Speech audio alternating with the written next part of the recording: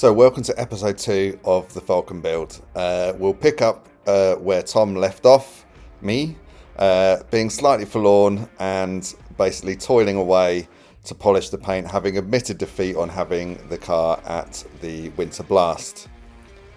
This episode will see us through to the end of the build, and I'm happy to say that within about a week after the show we had the car pretty much finished, and I basically had got the paint done, and now I'm doing the slightly more fun jobs of demasking and getting stuck into rebuilding the car.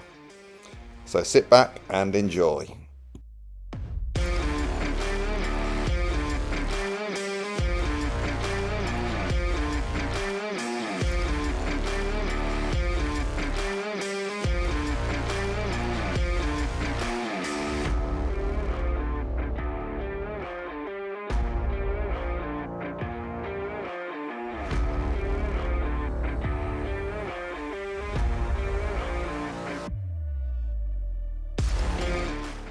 How satisfying was that? So all the masking is off now. There's a little sneak preview of the engine, 302. We'll be getting that running before you know it. And yeah, it's really good to see it with that chrome shining through with the wheels there. And it starting to take shape. So what I'm going to now do is just start building it back up again. So getting things like the lights back in, the rear bumper, door handles, window trims, and basically all that good stuff. So all the bits we took off to paint, I'm excited about getting those back on. So I'm just going to start cracking on with that. So I'm going to start with the bumper hangers. Because I figure if I have an order, it's to go from the back and work forwards. Makes some sense in my head. It feels like it's been forever since I took it apart, and I've been really excited about. It's one thing to see the paint on the vehicle when there's no sort of trim and stuff like that, and the masking's there, but it's another thing when you actually see it built up. That's when it becomes, when you can start to take a step back and look at it and get a sense about how it's all going to look. So yeah, I'm excited about that.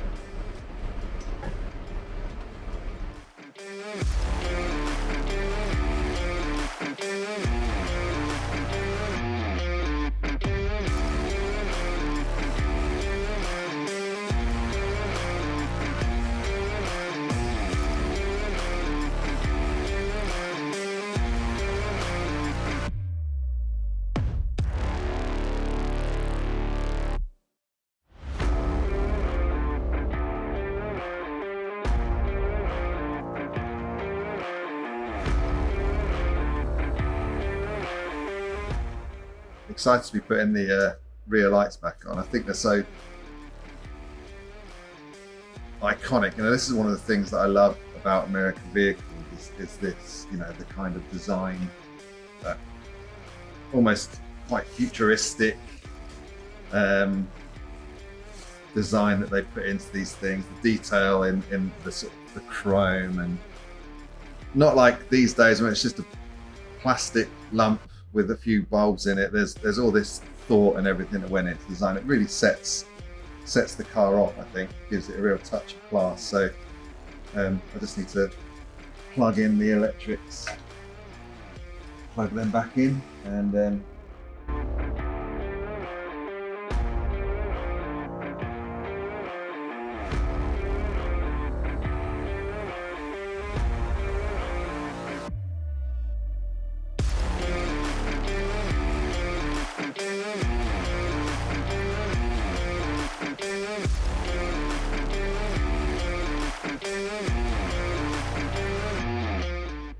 you want to be careful when you're doing this stuff, because it's always, if you ever get mechanical parts for these vehicles, I should say, is fairly easy. You can go, we're quite lucky in this country, we have US Automotive and John Wolfe Racing for me, both in Bedford, that will sell off the shelf most sort of mechanical parts. I could go and get spark plugs, starter motor, alternator. Probably I could go and be there at the shop in 20 minutes from now and come back with those if anything goes wrong with them. But things like if you break a rear light, you know, or even the seals and stuff like that, then you're much more in trouble. So happily that's gone back in quite happily, and yeah, I think you'll agree. They look really cool. I'm gonna go over and do the other one now. All right, so continuing the build up of the car. So started on the doors. I've put the door lock on already. Quite a simple process. You just pop it in from that side and pop a clip on the back and then attach the sort of control rod. Like I say, it's a bit nerve-wracking when you have painted it, so you don't want to make any marks on your paint. So this bit is a little bit more involved, but it'll be, again, it's all like every single bit that goes on is very satisfying, you know. It makes it look a bit more like a car again, and every little tiny step is a step closer to completion. And yeah, I'm really, you know, it's getting to that point now where we're not a million miles away, although these little tiny jobs that seem like, you know, they're not going to take long, always end up taking longer than you think. And I've already had to order some more bolts and nuts and stuff like that when you sort of realise some of the trim clips you might not have. And yeah, I always try and make do with what I've got to hand, but sometimes you just have to bite the bullet and order some more fixings. But yeah, each one of these jobs is very satisfying. So again, for this, it's just a couple of bolts, very small bolts on the back, and then a case of reconnecting the control rod. One of the things I've, you know, being sort of new to YouTube, is not really knowing what to show you and what's really boring and what's worth your while and will keep you engaged. You know, this little project is a bit different in terms of how I've been filming it, because I didn't sort of start deciding to do YouTube until I was already sort of in the midst, I suppose, really. And I've had this vehicle for a while, so you know, I don't know how coherent this will be, and I'm sure my content will get better as we go on. But you know, do write in the comments like what works better for you. Is it better to just see a whole project all in one go, so you see it from start to finish, or would you rather me go into more sort of specific details on some of the bits that I have to do? I like I say, I'm no expert, so I'm reluctant to try and claim to be, and you know, for people to use this as any kind of how-to. But equally, I am picking stuff up, and I'm sure that it will be of interest to people. You know, straight off the back of this project, I've got another one coming up straight away. So that one I'll have the whole thing. I haven't got it yet, so we'll be able to film it arriving, be able to film sort of appraising it and seeing what we have to do. So there's lots that I'll actually get that I haven't done on this. So I'm just trying to get the little control sort of rod in. But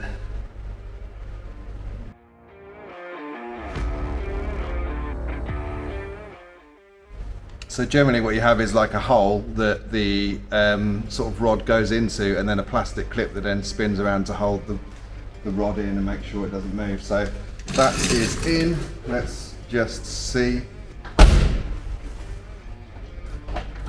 Good.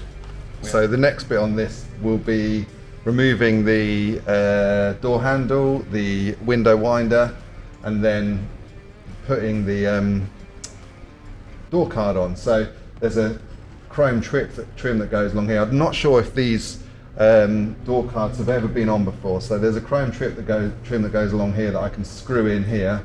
I'll self-tap that in, slide the door card in, it'll fit over the kind of controls, and then I don't have any trim clips, so what I might try and do is just put some adhesive around here, like some 3M tape, because you'll be opening and closing the door from here, so you don't really need to worry about it being attached so hard to be something that you pull on, and hopefully that will hold it in, and that'll be, you know, a nice little job ticked off, and again start looking like a car again. Okay, so lots of progress made with the build up. Rear bumpers back on. Annoyingly, the boot lock here broke, so I've had to order a new one. That's on its way. I can just open it with a screwdriver in the meantime. All the door cards are in, the handles, etc. Had to repair the window mechanism inside. It had kind of broken, so I had to weld that back on, kind of bit where the crank is. I didn't film it because it was just me welding a bit of something. But yeah, that's pretty good.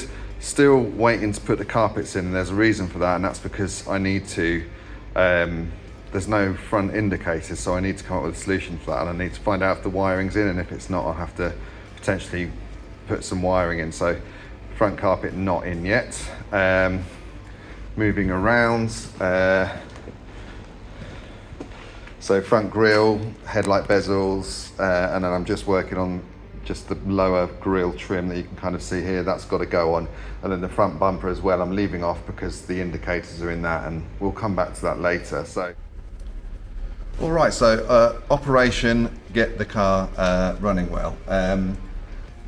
I don't know how much of the road this car has seen since it's been rebuilt. The previous owner or the owner before that, I'm not entirely sure, who spent the money, spent a huge amount of money on engine modifications, a lot of mechanical work, obviously all the welding that they'd done as well. So there was a ton of work that had gone into it, and then before the project stalled. So we don't know how much the car has actually been driven, so whether the carb has been set up or anything like that. The symptoms currently are, it fires up, it runs great if you give it throttle. It's progressive, it goes right the way through, no coughing, no spluttering, which is great news, which is really good. But then as soon as you stop giving it any throttle or gas, then it will just die after a few seconds. So it's not idling correctly. That obviously is a pain in the butt. If you're used to have a lot of mechanical sympathy and are used to driving old stuff, you can kind of throttle the pedal, feather the throttle. I mean, so you kind of use your left foot to brake, and you could probably drive it if in a real emergency.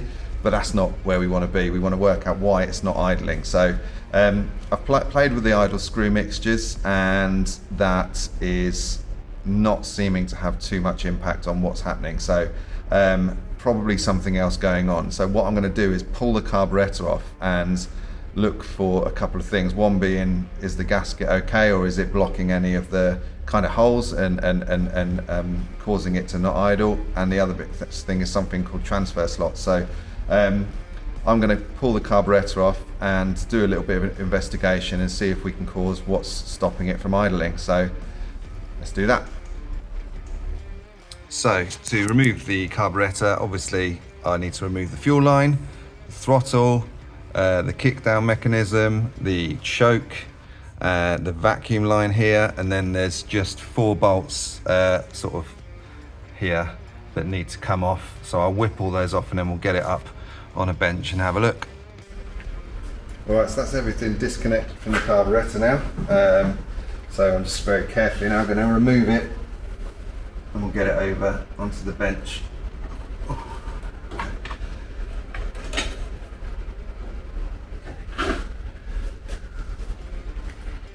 Okay, so I've got the carb now on the bench, and I have whipped off the base plate.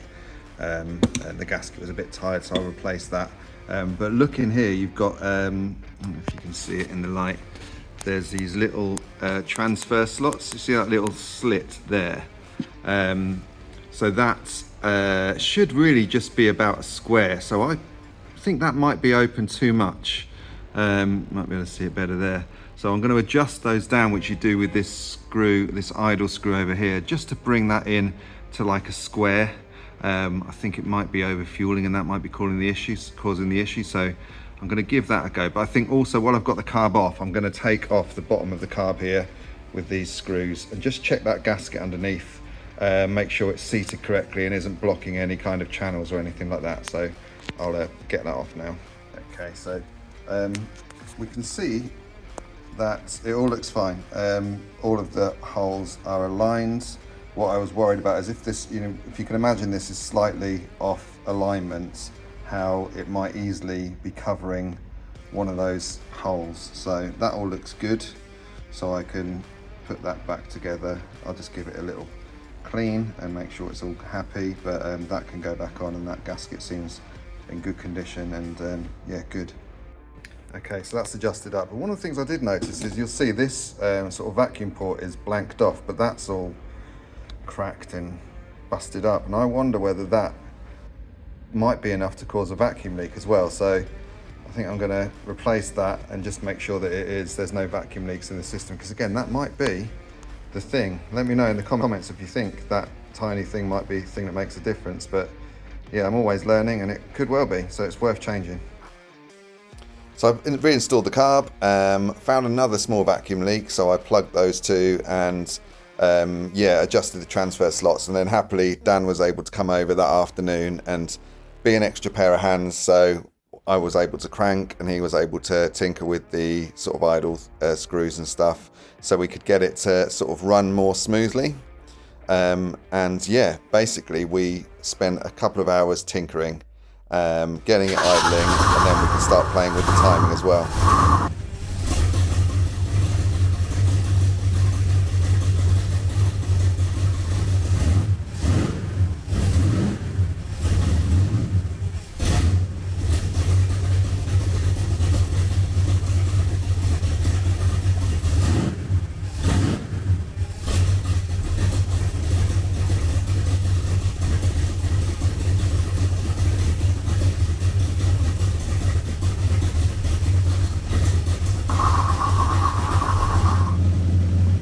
So once we were able to get it idling, we were then able to start checking the timing. Now, as it's a sort of heavily modified engine, normal timing settings aren't necessarily going to be right, and getting a cammed engine slider is always a little bit more challenging. So we ended up doing it more by ear, getting it to idle smoothly, then adjusting the idle screws and mixture, going back, timing backwards and forwards. And what I'll do after giving it a shakedown is go back, find top dead center, mark the timing line, and then I can retime it after we've given it a good shakedown, which is always a good idea. But we got it idling great, fires up, starts, runs, and we even got a little bit of fire to throw into the mix, which is always fun, and nearly gave Dan a beard trim.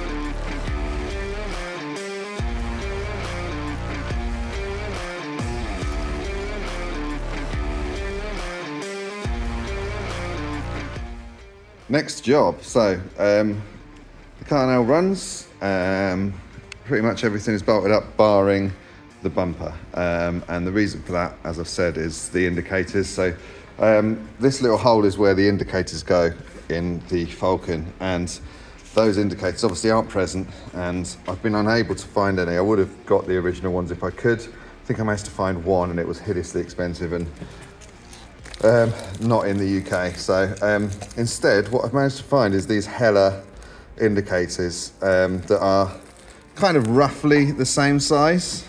I think once they're sat in and once it's kind of, there's black around the gap, it should do the job. So I'm just going to mount those. There is these little brackets there, so it should just be a case of maybe tapping a hole and screwing in into it, or maybe I'll make a bracket. I'll have a look, but yeah, I think that should do the job. It's the best I can do now, and perhaps it's something in the future that the new owner might try and manage to source the correct ones, but for us getting it on the road, I think that'll do the job. So in the end, I did decide to make a bracket. I found some scrap steel, cut out some straight bits, bent them up in the vise and used those to put in behind the indicators. I just wanted them to be sturdy and held in right and not be falling out and looking rubbish. So also a good opportunity to take a video of angle grinding, which is always very pleasing, isn't it? Alright, there we go, little bracket made up. And she sits quite nicely in there. As I say, it's not perfect, but whoever gets this car, they might want to take the time to be patient and find the correct indicators, or indeed they might want to fork out a couple of £100 to get them as well. And I think that's a choice for them to make, but in my mind, it's going to be on the road and it's going to have functioning indicators. So I'll go and do the other sides and then I'll start looking at the wiring. Okay, so the indicators have now obviously got fit in the bumper, and now it's a case of trying to find the wiring. So the good news is that the rear indicator, or certainly the left side, does work, which means we have an indicator relay and that clicker and etc. and all that stuff is happening. The one on the left hand side isn't working. It kind of clicks once and then stops, so that's going to need a little bit more investigation. But I was digging around back here and I found just some wires sort of hanging loose. So in my wildest dreams, that is the indicator wires, which is going to make life much easier. So what we're going to do is stick on the indicators, get out. So yeah, so I've stuck the indicators on. I've just stripped these wires and I'm just going to basically check them with a multimeter to see if there's any voltage coming to them now. And you should be able to obviously see the voltage fluctuating if that is it. No. Nothing. Let's just try earthing it against an earth to see if there is any voltage to it at all. Maybe that black wire isn't an earth.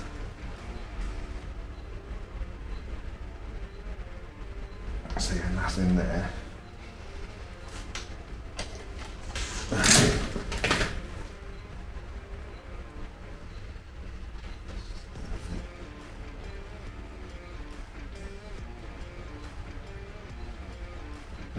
We might be in luck. There does seem to be some fluctuating voltage on this white cable here. So maybe the earth is just no good. I'll just see if there's any voltage going to that as well, just in case. So no voltage going to that. So it might be that, like I say, just that earth is just not connected, in which case we can run a new one. But I think we might be in luck and this white cable maybe. Yeah, I think it is. Happy days. Right, so I just raided my parts bin and found a motorcycle indicator that I'm going to use as a little test light, so hopefully you can see that there. And I'm just going to crudely hold the positive against that white wire and then just stick this on an earth and see what we get. Alright, I'm not sure if you can see that, but we have a flashing light, so that is the indicator. That is good news. So that's the right hand side, we know where to wire that in. Excellent. So the indicator's gone in and wired up successfully. I think they look pretty good. Like I say, once it's now mounted up, I think the fact that they aren't standard is no big deal. The ones on the left side weren't working, and I managed to find that the rear light was not quite wired in right, and I managed to find again some tucked away wires, wire that in as well. So we now have indicators on both sides, which means everything's working, which is awesome. But yeah, I think it looks pretty cool.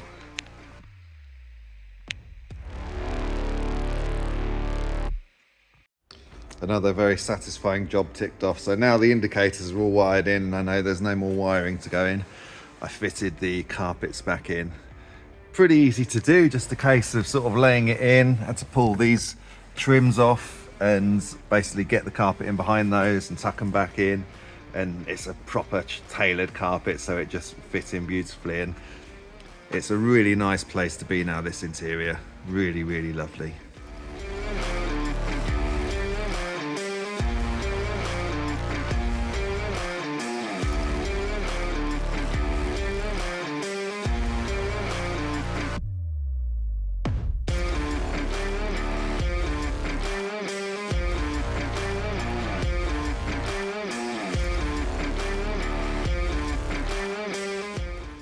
So now pretty much the build up was finished, we could start adding the finishing touches.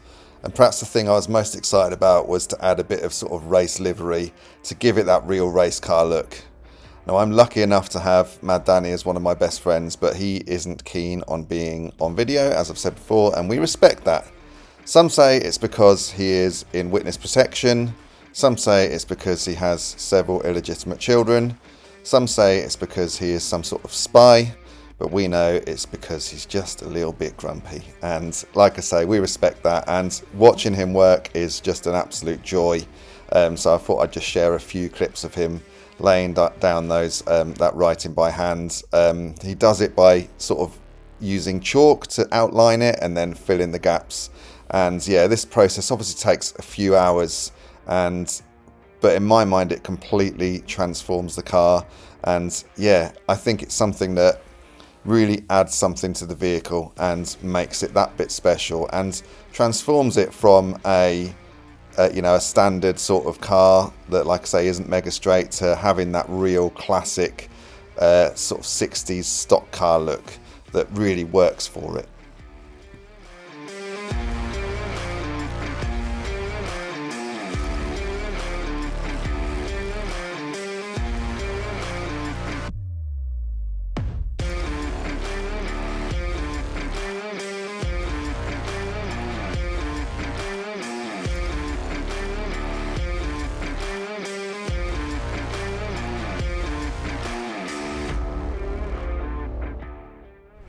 Okay, exciting times now. So the car is pretty much done.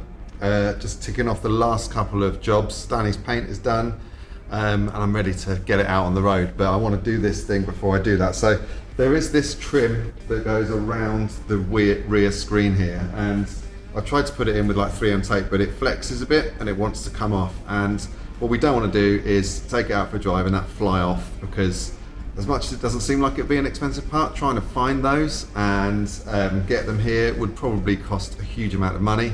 So what I'm going to do is I'm going to take some of your traditional Schrodeck Gruntujasi here, which is sort of primer that you put on rubber around windows. Prime off the rubber seal here, and then I've got some windscreen sealer, which I'm going to apply to the rubber and then stick it all down, mask it down. I've masked around it so I don't get any on the paint, and just hold it in place, and then we can leave that to dry overnight, and then hopefully that isn't going to go anywhere. So again, we're in the kind of very end of the build now, which is really exciting. So I'm going to crack on and get this done.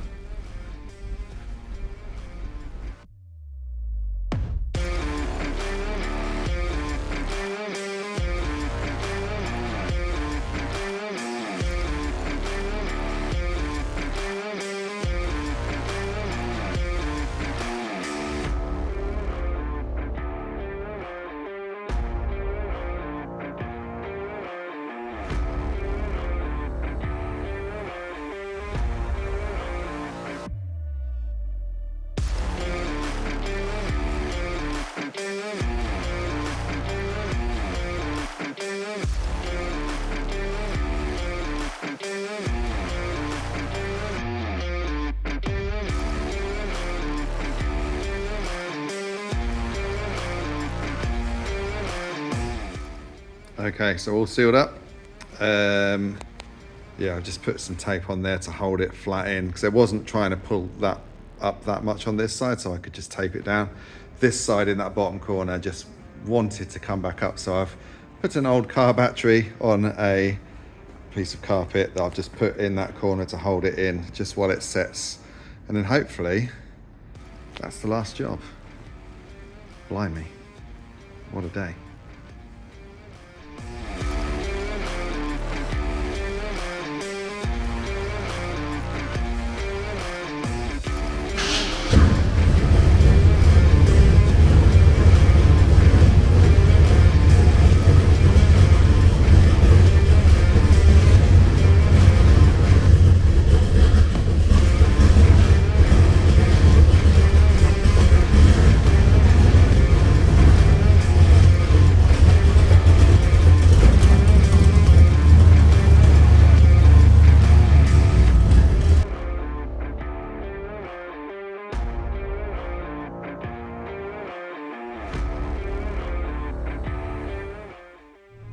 You are joining me on the maiden voyage of the Ford Falcon.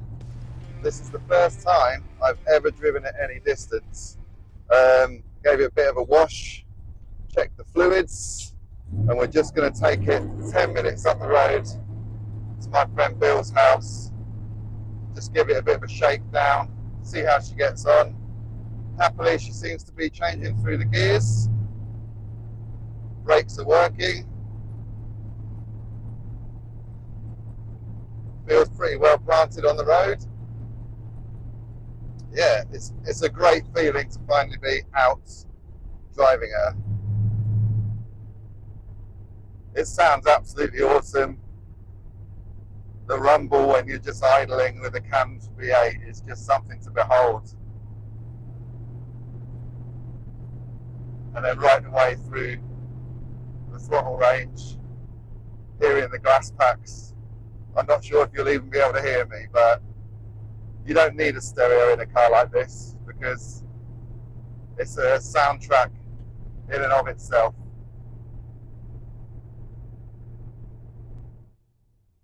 Been waiting for a day to do this, but the weather's been so bad. It's still really cold today, but the sun's shining and it's nice to be out on the road in the sun on a nice winter's morning in Bedfordshire.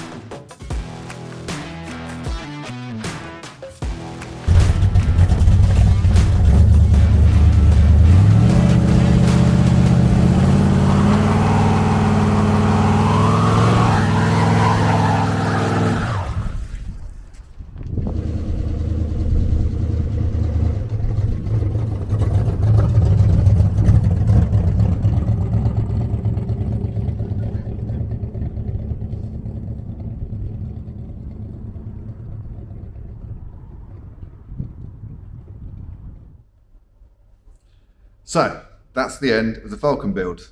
The first build on Boyds Cult and Classic, and I'm really proud of what we've achieved. She's not the straightest, but I think we've proved that she absolutely rips.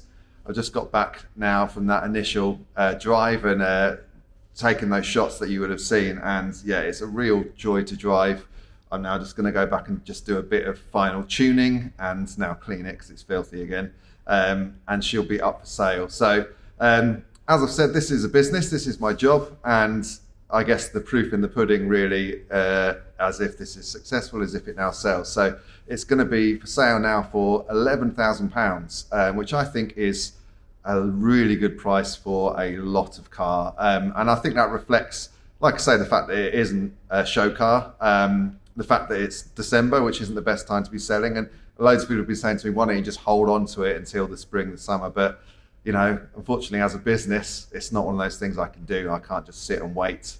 I need to move it on and crack on to the next thing. So if you are interested in purchasing it, do check out the description. I'll pop a link to I'll probably link to my Facebook page where you can see an advert for it, or just drop me a DM over here.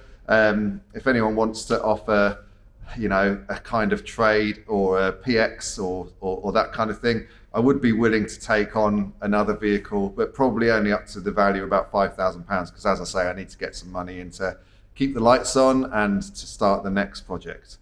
And that's what you can look forward to next week. So next week I've got a video which is, I guess there's a bit of a question, a vehicle that I've got in which I don't know whether to flip or build, and I'd like to show that to you and see what you think. And yeah, we'll go from there really. So I know what you're thinking actually is, wow, that hat looks very futuristic. So this was my birthday present, and I got told off already for wearing it to a restaurant. So get one of these are awesome. And again, thanks very much for watching, and please do subscribe. We're 1 month into this channel now, and the response has been absolutely incredible. Well on the way to getting towards 1,000 followers, which is so important as subscribers. So if you would be one of those people, I would really, really appreciate that. I've got videos lined up for the next few weeks as well. So every Sunday at 10 a.m, please come and join us. And I look forward to catching you again in the future. Have a good one.